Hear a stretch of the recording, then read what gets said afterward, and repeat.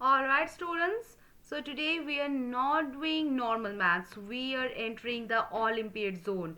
And this question is inspired by the Chinese Math Olympiad, one of the toughest examinations in the world. And students there don't just solve the maths, they play chess with the equations. So if you understand the today's question, trust me, your brain just level up. So come to the question first.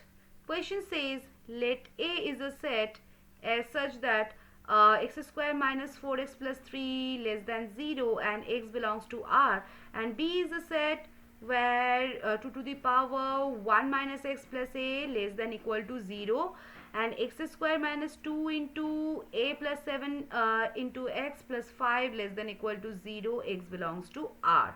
Okay, so if A is a subset of B, then the range of real number A will be what? So we have to calculate A's range, right? So let's calculate it. Okay, so we are given two sets, A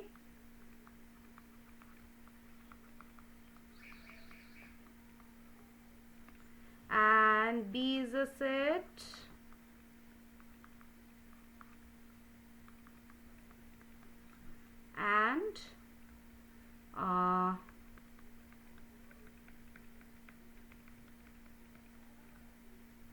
and the condition is what?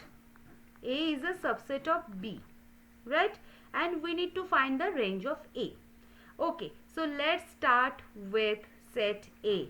Always start with the easier part because confidence matters. Okay, we solve what? X square minus 4x plus 3 less than 0. So factor it, x minus 1 into x minus 3 less than 0. Now think, when is a quadratic negative between the roots? So A will be 1 and 3. Now whenever you see the quadratic less than 0, the solution is always between the roots if leading coefficient is positive. Okay, so remember this like your crush's birthday. Okay, now what does A is a subset of B means? It means every value between 1 and 3 must satisfy both conditions of B. So for all x in 1 and 3, 2 to the power 1 minus x plus a that is less than equal to 0, and second is x square minus 2 into a plus 7 into x plus 5 less than equal to 0. Now we don't need to check all the infinite values, we just check the critical points, and those are x equal to 1 and x equal to 3. Okay, now let fx equal to 2 to the power 1 minus x plus a. Now observe very carefully, 2 to the power 1 minus x is a decreasing function, right? This is a decreasing function. Why? Because as x increases, the power decreases, so the value decreases. So the exponential functions with the negative power behave like introverts. They decrease as x increases. Okay, so the maximum value of fx happens at smallest x is equal to 1. So compute 2 to the power 1 minus 1 plus a greater than less than equal to 0, or 1 plus a less than equal to 0, or as a less than equal to minus 1. Okay, now let gx equal to x square minus 2 into a plus 7 into x plus 5. Okay, so this is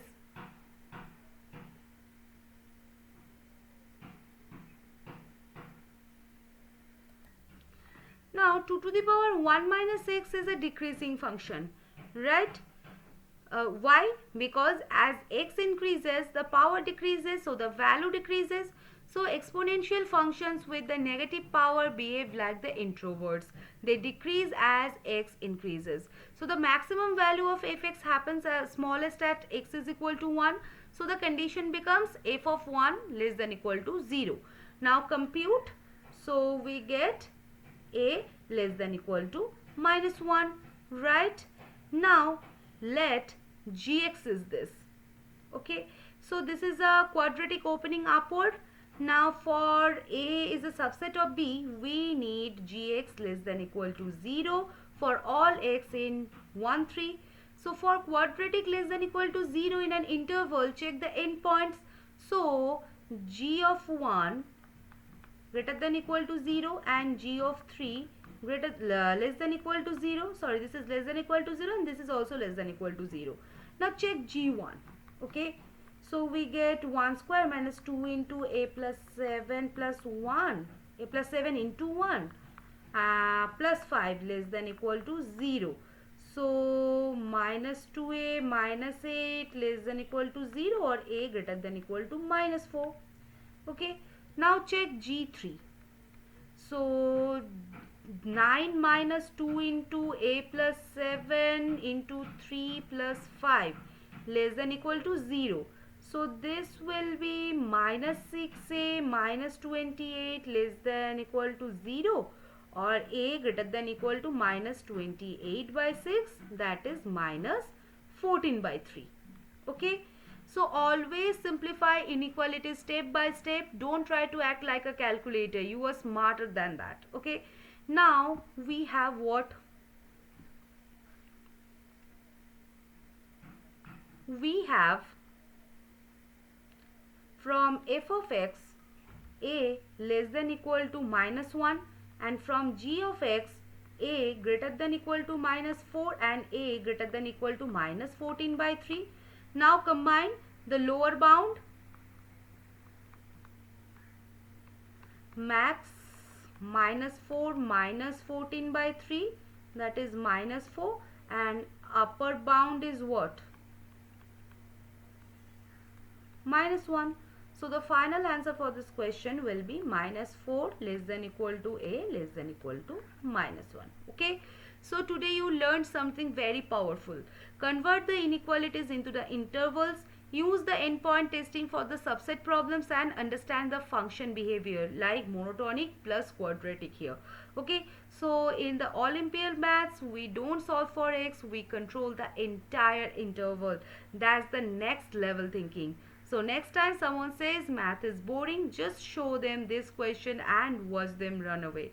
And you stay and solve it like a champion. Right? So we will meet at the next session with a new question of Chinese Math Olympiad. Till then, keep learning and keep growing with only Dr. Shaurav's classes. See you guys. Bye-bye.